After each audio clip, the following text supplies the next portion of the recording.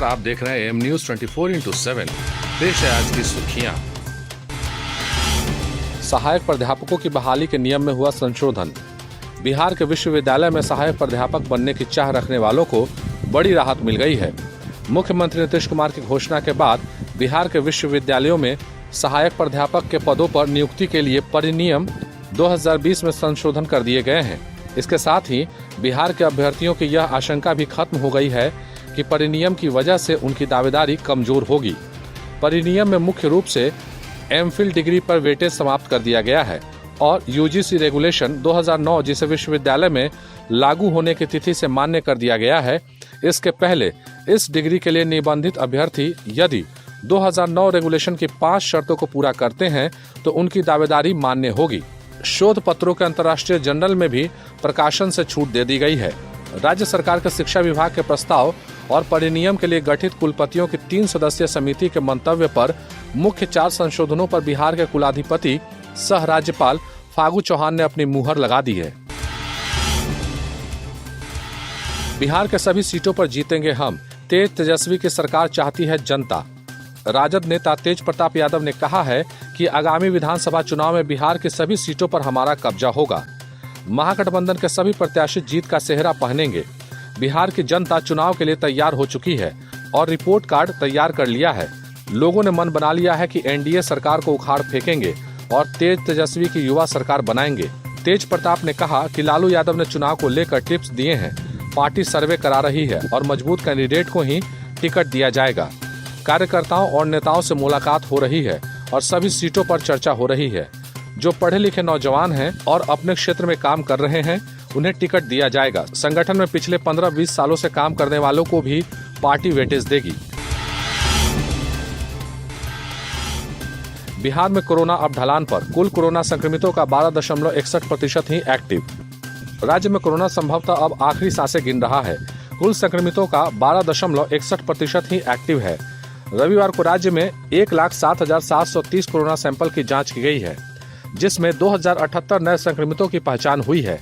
इससे संक्रमितों की संख्या बढ़कर 1,35,013 हो गई है। एक्टिव केस की संख्या 17,019 है, जबकि अभी तक 1,17,305 संक्रमित स्वस्थ हो चुके हैं। राज्य की रिकवरी दर भी बढ़कर 86.88% हो गई है। फिर भी अभी सतर्क रहें, स्वस्थ रहें। बोले बिहार बदले सरकार के नारे के साथ कांग्रेस करेगी सत्ता परिवर्तन का आह्वान। कांग्रेस इस विधानसभा चुनाव को महागठबंधन का हिस्सा रहते हुए लड़ेगी।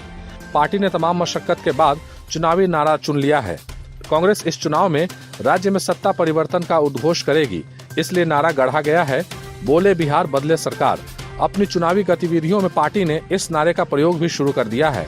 1 सितंबर से शुरू हो रहे पार्टी के बिहार क्रांति वर्चुअल महासम्मेलन में लोगों को भी इसी नारे का प्रयोग किया गया है। पटना के IGIMS में बिना ब्रेन खोले होगा एनुरिज्म, एवीएम और स्ट्रोक का इलाज। एनुरिज्म, एवीएम और स्ट्रोक के इलाज के लिए अब ब्रेन खोलने की जरूरत नहीं होगी। इसका इलाज इंडोवास्कुलर न्यूरोसर्जरी तकनीक से किया जाएगा। इसकी सुविधा IGIMS के न्यूरोसर्जरी विभाग में दिसंबर तक मिलने लगेगी। यहाँ इस तकनीक के शुरू होने से इलाज में 50% तक खर्च कम हो जाएगा। यह एंजियोग्राफी तकनीक की तरह ही है। जिस तरह से हार्ट का ब्लॉकेज पता करने के लिए एंजियोग्राफी की जाती है, उसी तकनीक की तरह इसमें भी ब्रेन में पहुंचकर इन बीमारियों का इलाज किया जाता है। इसमें रिस्क कम रहता है और मरीज की रिकवरी भी जल्द होती है। आर्टियोवास्कुलर मैलफॉर्मेशन और स्ट्रोक तीनों ही लगभग एक तरह की बीमारी होती है। इसमें मरीज को सिर दर्द या चक्कर आने की शिकायत हो सकती है। इसमें ब्रेन की धमनियों में गुब्बारा बन जाता है, मतलब ब्रेन में खून का थक्का जम जाता है। शुक्र है इन तीनों का इलाज जल्द ही कम खर्च में इंडोवास्कुलर न्यूरोसर्जरी तकनीक से संभव हो सकेगा।